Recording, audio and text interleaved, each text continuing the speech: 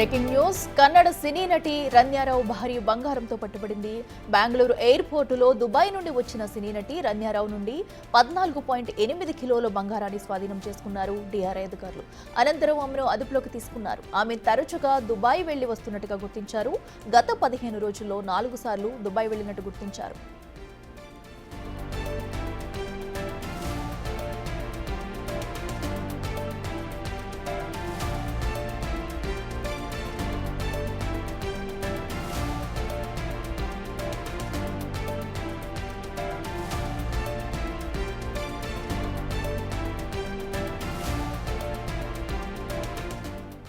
ఇదే అంశానికి సంబంధించి మరింత సమాచారం మా అసోసియేట్ ఇన్పుట్ ఎడిటర్ నగేష్ అందిస్తారు.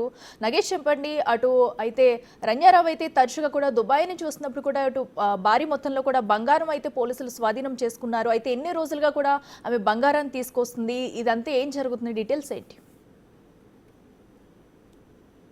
ఆమె గత 15 రోజుల్లో 4 సార్లు దుబాయ్ వెళ్లి వచ్చిందని చెప్పి అయితే కస్టమ్స్ అధికారులు దర్యాప్తులో తెలిపారు. రన్యారావు రెగ్యులర్ గా దుబాయ్ వెళ్లి వస్తుండడంతోనే కస్టమ్స్ అధికారులకు అనుమానం వచ్చింది.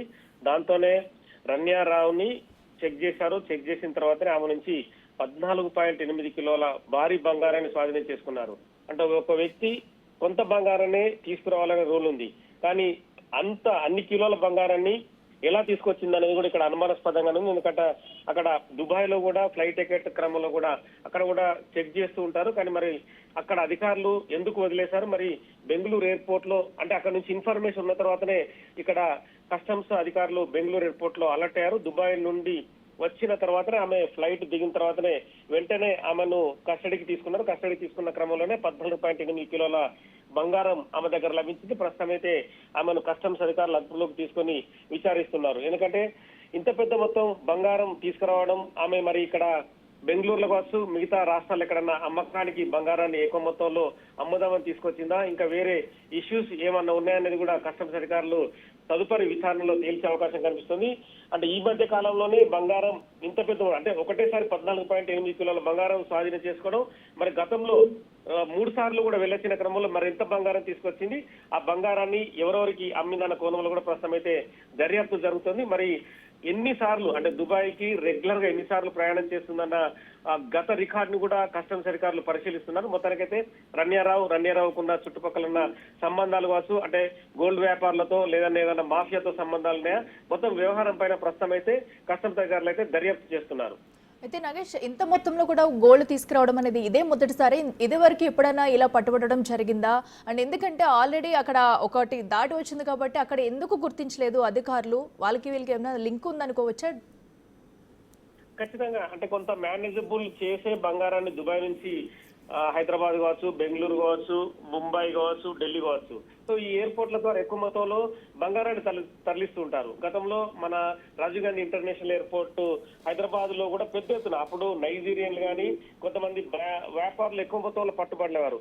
ఈ మధ్య కాలంలో రాజీవ్ గాంధీ ఇంటర్నేషనల్ ఎయిర్పోర్ట్ లో బంగారం పట్టుబడడం చాలా తక్కువైంది. సో ఇక్కడ హై ఎండ్ సెక్యూరిటీని ఏర్పాటు చేశారనుకోవచ్చు. ఇక్కడ ఎవరిని కూడా వదిలిపెట్టడం లేదు. ఈ క్రమంలోనే రాజీవ్ గాంధీ ఇంటర్నేషనల్ ఎయిర్పోర్ట్ అంటే శంషాబాద్ ఎయిర్పోర్ట్ వాళ్ళకు అంటే ఎక్కువ సెక్యూరిటీ ఉందని చెప్పి ఇక్కడ నుంచి రకరకాలుగా అంటే బెంగళూరు కావచ్చు, లేదంటే ముంబై కావచ్చు, ఢిల్లీ కావచ్చు, ఈ ఎయిర్పోర్ట్లని కొంతమంది ఎంచుకుంటున్నారు. ఇదే క్రమంలో రన్యారావు అయితే ప్రస్తుతం అయితే బెంగళూరు ఎయిర్పోర్ట్ లో పట్టుబడింది. సో అంటే తాము అక్కడ పూర్తిగా మేనేజ్ చేసిన తర్వాతనే అక్కడ ఫ్లైట్ ఎక్కింది. కానీ అక్కడ నుంచి ఏదైతే అంటే ఇంటెలిజెన్స్ నిఘా ఉంటుంది, కస్టమ్స్ అధికారులు ప్రతి ఎయిర్పోర్ట్ లో అంటే ఏ దేశంలో ఉన్నా ఆ దేశంలో కంపల్సరీ ఆ ఎయిర్పోర్ట్ లో అక్కడ నిఘా వ్యవస్థను ఏర్పాటు చేస్తారు. ఎవరు ఎలా వస్తున్నారో చూస్తారు. కానీ అక్కడ ఏంటంటే అక్కడ కొన్ని రూల్స్ ఉంటాయి. ఆ రూల్స్ ప్రకారం అక్కడ పట్టుకోవడానికి లేదు. కానీ ఖచ్చితంగా ఇండియాలో ఏ ఎయిర్పోర్ట్ లో ఫ్లైట్ దిగినా కూడా ఖచ్చితంగా పట్టుకునే అవకాశం ఉంటుంది. కాబట్టి ఇక్కడ ముందే నిఘా ఏర్పాటు చేస్తారు. అంటే బెంగళూరు దిగుతుందా, ముంబై దిగుతుందా, ఢిల్లీ దిగుతుందా అన్న కోణంలోనే వాళ్ళు ముందే అక్కడ టికెట్స్ ని ఎంక్వైరీ చేయడం, అక్కడ ఇన్ఫర్మేషన్ ఇక్కడ అధికారులకు పాస్ చేస్తారు. ఈ క్రమంలోనే రన్యారావు బెంగళూరు ఎయిర్పోర్ట్ లో పట్టుబడింది. ఇక రన్యారావుకు సంబంధించి ఎవరెవరు ఈ రన్యారావు బంగారాన్ని ఎవరికి అప్పచెప్తుంది, రన్యారావు కేవలం అంటే బిజినెస్ కోసమే బంగారాన్ని దుబాయ్ నుంచి తీసుకొస్తుందా, లేకుంటే రన్యారావు వెనుక ఎవరైనా ఉండి ఆ బంగారాన్ని తెప్పించి వ్యాపారం చేస్తున్నారా? సో ఇవన్నీ కోణాలు అయితే రేపు కానీ బయటపడే అవకాశం లేదు. రేపు కస్టమ్స్ అధికారులు కూడా పూర్తి ప్రెస్ నోట్ కూడా బయటకు విడుదల చేసే అవకాశం ఉంది. Right Nagesh, thank you.